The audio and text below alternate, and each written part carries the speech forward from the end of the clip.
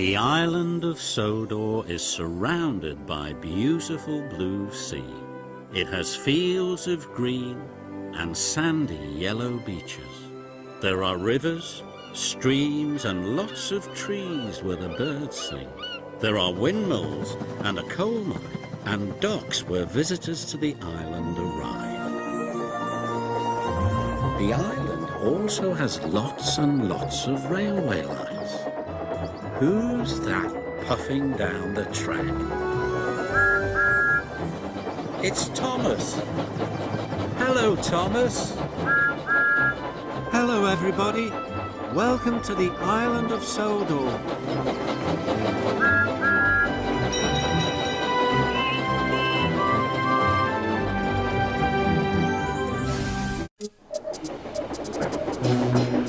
Most of the Fat Controller's engines accepted diesels. James had never liked them. "They're all right," said Henry, "just mixed traffic engines like you and me." "Mixed up engines, you mean?" James grunted. "With windows at each end, how can they know they're coming or going?" "Toby has 2 cabs," remarked Duck, "and he gets on all right." "Toby's just a little engine," scoffed James. "If an important engine like me didn't know which way to turn, what would the railway come to?" All the engines agreed that James was becoming much too puffed up in his smoke box. "Making out his royalty or something," grumbled Henry. "It's disgusting." "I knew an engine called King James," remarked Duck, "in the old days at Paddington. King James the First he was, but he didn't swank about like that." "Och, dinna be telling James that," pleaded Donald. "It's even mair of a misery he'll be making our lives." "Exactly," agreed Henry. "But who's going to trim his wheels for him?"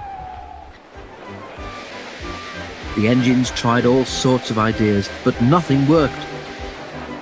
James grew so conceited that the others were glad when he was away. Even the coaches twittered anxiously to each other if they thought he was to pull them. One day, James came to the shed, fuming with rage. "Shunting," he snorted. "Where are Donald and Douglas? They should be here for jobs like that." But the twins were helping on Edward's branch line, so James had to do the work himself. James's train had long trucks called well wagons. These have bogie wheels at each end, with a low section between them. They're used to carry cars, tractors and other heavy machinery. The shunting should have been easy, but James was cross and bumped the trucks. "Oh, oh, oh, oh, oh!" they cried. The weather was damp and misty too, so the shunting took a long time. At last James had only 2 trucks to fetch before his train was ready. Because of the mist, the signalman sometimes found it hard to see what was happening. James's driver told him that James would whistle when they had collected all the trucks and were clear of the points. They had almost finished when suddenly James heard a sharp peep peep from another engine close by. The signalman heard it too and thought it was James saying he was ready.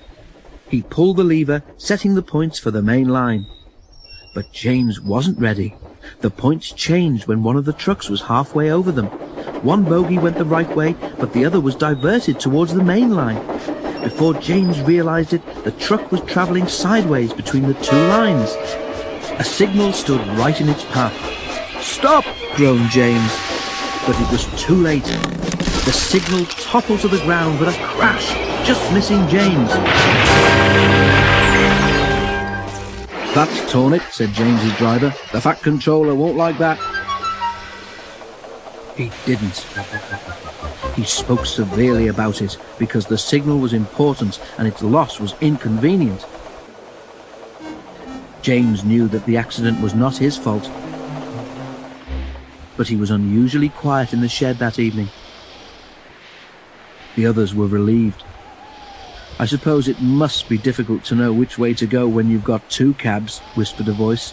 "But to go 2 ways at once with only 1 cab, that really is something."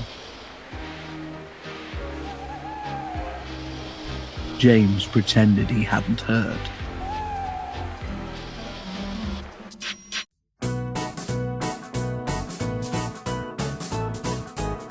They're 2, they're 4, they're 6, they're 8, shunting trucks and hauling freight.